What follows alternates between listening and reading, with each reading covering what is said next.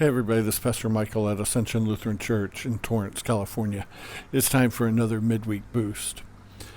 This past Sunday, we looked at chapter 24 of Matthew.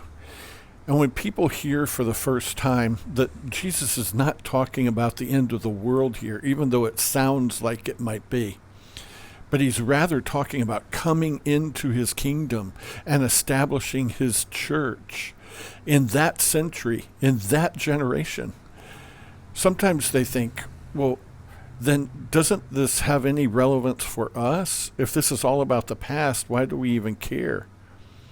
But it has all kinds of relevance for us because it's saying that his kingdom was established at that point in time, and it's going now.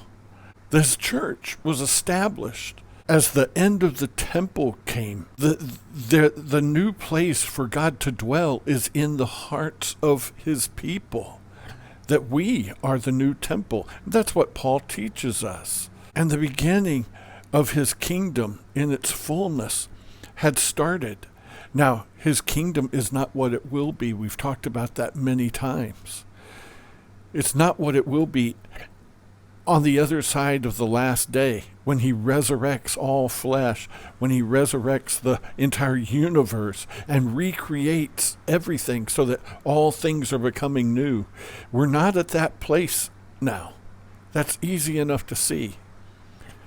But it does mean that he rules and reigns right now, even while we're in this overlap, in this time of now but not yet. He has destroyed sin and death and the devil, but we still have to deal with it all in this period of time while we're still in the overlap.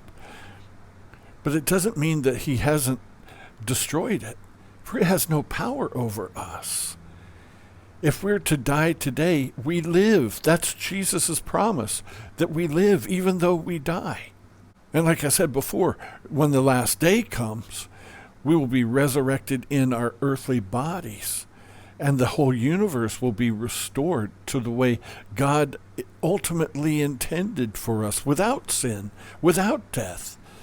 But right now, we still deal with it. But our job, you see, is to go out as his messengers and to proclaim the good news, to bring people in so that they too trust in God and in Jesus' rule and reign over this world.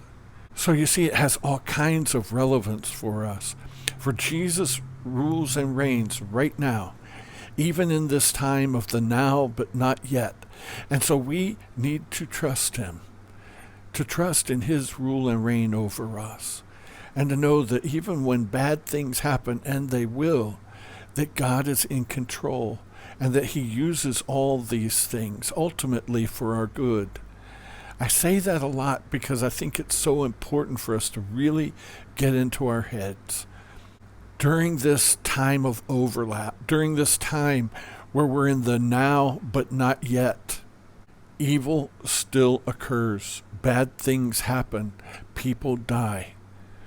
That will not always be the case. But it is now. But it doesn't change the fact that Jesus, in that very first century, established his rule and reign.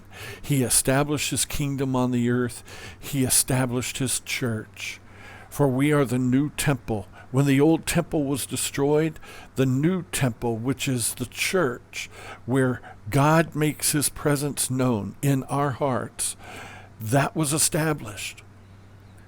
And so now God makes his presence on the earth through the church. See, and all of that is relevant right now. So don't think that all of that stuff in chapter 24, because it's not talking about the end of the world, has no relevance. Understand it has even more relevance for us because it tells us that Jesus rules and reigns right now. He rules and reigns over your life, and he loves you. Trust him. Trust in his rule and reign over you. And know that you have been given opportunity to be a part of his church. You are his messengers to the world, to let them know that they are loved and that through Jesus Christ their sins are forgiven, and that we have hope for the resurrection of the whole universe on the last day. Have a blessed day, everybody.